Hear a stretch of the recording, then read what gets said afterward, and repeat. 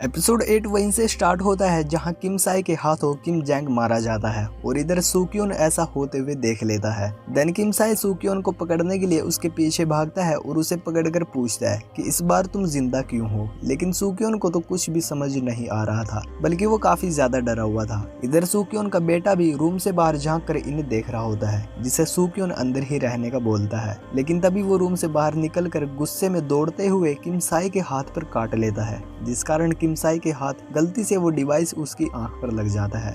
अब इन दोनों को इस तरह देखकर किम साई को काफी बैड फील होता है और फिर वो उस टाइम में टेलीपोर्ट करता है जब वो गोश्त उसकी माँ को इंजेक्शन लगाने वाली थी। लेकिन किम साई देखता है कि वो इंजेक्शन कोई पॉइजन इंजेक्शन नहीं बल्कि विटामिन ए का इंजेक्शन था। देन गोश्त यहाँ से गायब हो जाती है तो किम नोक दोबारा उस टाइम में टेलीपोर्ट करता है जब उस दिन वो गोश्त किम नोक को बचाने के लिए छत से रस्सी फेंक रही थी। अब यहाँ किम साई उसे बताता है कि मैंने पास्ट को बदलना चाहा, लेकिन हर बार कोई ना कोई मर जाता है। अगर मैं ग्रिड को बनाने की कोशिश करता हूँ तो सूक्योन और किम जैंग दोनों मर जाते हैं, और अगर मैं उन्हें बचाना चाहूँ तो ग्रिड सिस्टम बन ही नहीं पाता, इसलिए मुझे कोई सोल्यूशन बताओ। जिस पर गोश्त कह दिया है कि मेरे पास कोई सोल्यूशन नहीं है, मुझे जो ठीक लगा मैंने वैसे ही किया था। देन किम साई उसे पूछता है कि मैं कई बार इधर उधर टेलीपोर्ट कर चुका हूँ, लेकिन मुझे कोई परेशानी नहीं हुई, तो आखिर तुम्हारा डीएनए एबनॉर्मल क्यों है, और क्या तुमने खुद को जिंदा रखने के लिए ही उस चौकीदार को मारा था। लेकिन गोश्त कोई जवाब नहीं देती। फिर किम साई उसे ब्लेम करने लगता है कि तुमने खुद को बचाने के लिए एक बेकसूर को उसके बेटे के सामने जलाकर मार डाला।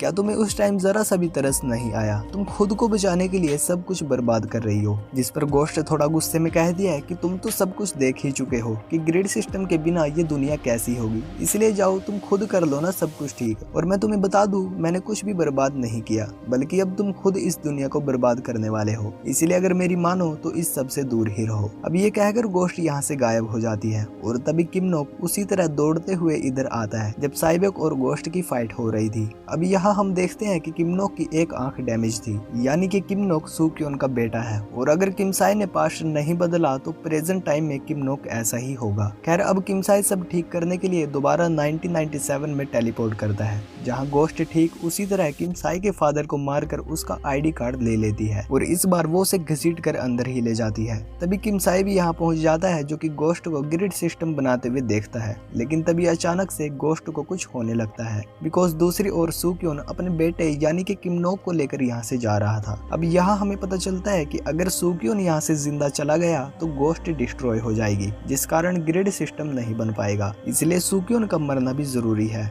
अब ये बात समझ आने पर किम साई टेलीपोर्ट करके अचानक सूक्योन के सामने आ जाता है, जिसे देखते ही सूक्योन काफी ज्यादा घबरा जाता है और एक फायर एक्सटिंग्विशर उठाकर खुद को सेव करने की कोशिश करने लगता है। इसी बीच पीछे से गोश्त भी यहाँ जाती है तो सूक्योन हड़बड़ाहट में उसे हिट कर देता है, जिस कारण गोश्त नीचे गिर जाती है। देन सूक्योन किम नोक को लेकर यहाँ से जाने लगता है, लेकिन किम साई देखता है कि गोश्त दोबारा से डिस्ट्रॉय होने लगी थी, बट इससे पहले वो डोर से बाहर निकल पाता किम साई उसका रास्ता रोक लेता है। हालांकि किम साई उसे मारना नहीं चाहता था, लेकिन अगर सूक्योन जिंदा रहा तो गोश्त मर जाएगी, इसलिए किम साई उसे मारने के लिए डिवाइस वाला हाथ आगे बढ़ाता है। लेकिन तभी पीछे से गोश्त उसे काफी जोर से हिट कर देती है, जिस कारण सूक्योन की ठीक उसी तरह जलकर मौत हो जाती है।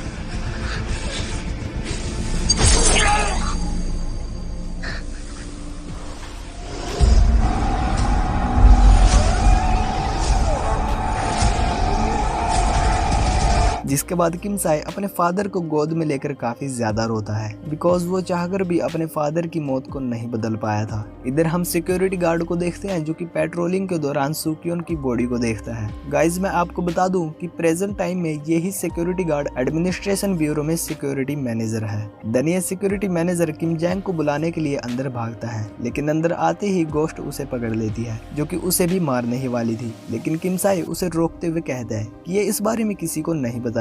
खैर गोश्त उसे छोड़ देती है एंड ये सीन यहीं पर कट हो जाता है। जिसके बाद किम साई वापस टेलीपोर्ट करके प्रेजेंट टाइम में आ जाता है और अपनी बाजू में कट मारकर उस चिप को बाहर निकाल देता है। इधर साइबेक उसे देखकर समझ चुकी थी कि किम साई पास्ट में गया था। वो उसे पूछती है कि क्या तुमने कुछ चेंज किया, जिस पर किम साई कहता है कि मैंने बिना ग्रिड के दुनिया देखी है, लेकिन वो उसे फिलहाल डिटेल में कुछ नहीं बताता। इसी बीच इयोजिन के पास शाइजोंग की कॉल आती है, जो कि उसे बताने की कोशिश करती है कि तुम लोग फटाफट डोर ओपन ओपन कर दो, लेकिन बीच में ही मैनेजर जियो उसके हाथ से फोन छीन लेता है। दरअसल इन लोगों ने डोर ओपन करने के लिए डोर पर बॉम्ब सेट कर दिए थे। देन इयोजिन डोर के पास जाने लगता है और इधर किम साई वो चिप वापस गोश्त की बाजू में इंस्टॉल कर देता है, लेकिन तभी इन्हें कुछ आवाज सुनाई देती है तो किम साई फटाफट वो मेटल डिवाइस गोश्त के हाथ में दे देता है और तभी काफी जोर से बॉम्ब ब्लास्ट होता है, जिस कारण इयोजिन आग की चपेट में आ जाता है। इधर किम साई फटाफट साइबोक को पीछे खींच लेता है और इससे पहले ये लोग भी आग में झुलस जाते, गोश्त टाइम को फ्रीज करके दोबारा रिवाइंड कर देती है।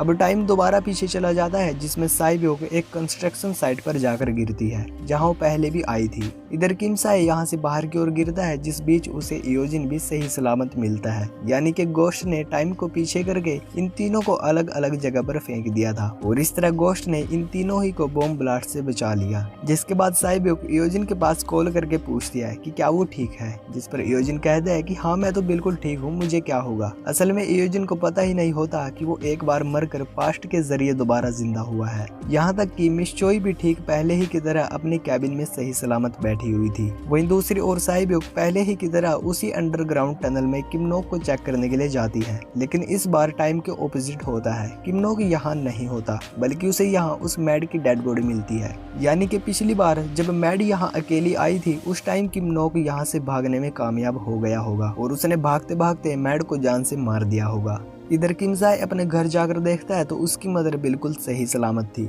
दरअसल जब किम साई पास्ट में गया था तब उसने अपनी मदर को एक नोट के जरिए जल्द से जल्द इलाज करवाने के लिए कहा था, बिकॉज उसे तो पता था कि उसकी माँ इन फ्यूचर काफी ज्यादा बीमार पड़ेगी अगर उसने अपना अभी इलाज नहीं करवाया। वहीं दूसरी ओर मिस चोई इन सभी के साथ उसी टनल के अंदर जाती है, बिकॉज इन्हें साइबोक ने कॉल करके बुलाया था। देन ये लोग यहाँ जांच पड़ताल करते हैं, जिस बीच साइबोक इयोजिन और मिस चोई को काफी गौर से देखती है, क्योंकि उसे तो पता था कि ये दोनों टाइम रिवाइंड होने की बदौलत दोबारा जिंदा हुए हैं, लेकिन अब टाइम के साथ ज्यादा छेड़छाड़ करने की वजह से बेचारी मैड किमनोक के हाथों मारी गई थी। इसी बीच मैड का हस्बैंड भी यहाँ आता है, जो कि मैड को देखकर बेचारा काफी ज्यादा रोता है। खैर आगे ये लोग मैड की बॉडी को हॉस्पिटल भेज देते हैं और इधर साइबोक और इयोजिन मैड के हस्बैंड को उसके घर छोड़ने के लिए जाते हैं। इसी बीच हम गोश्त को भी देखते हैं, जो कि इस बिल्डिंग के ऊपर खड़े होकर ये सब कुछ देख रही थी। जिसके बाद रात को हम किमनोक को देखते हैं, जो कि एक पार्क में सोते टाइम सपना देख रहा होता है। अब किमनोक के इस सपने से हमें ये कंफर्म हो जाता है कि किमनोक ने उस टाइम गुस्से में ग्रिल को तोड़कर भागती हुई मैड पर पीछे से अटैक करके उसे मार दिया, लेकिन ये समझ नहीं आता कि गोश्त ने किमनोक को जाने क्यों दिया।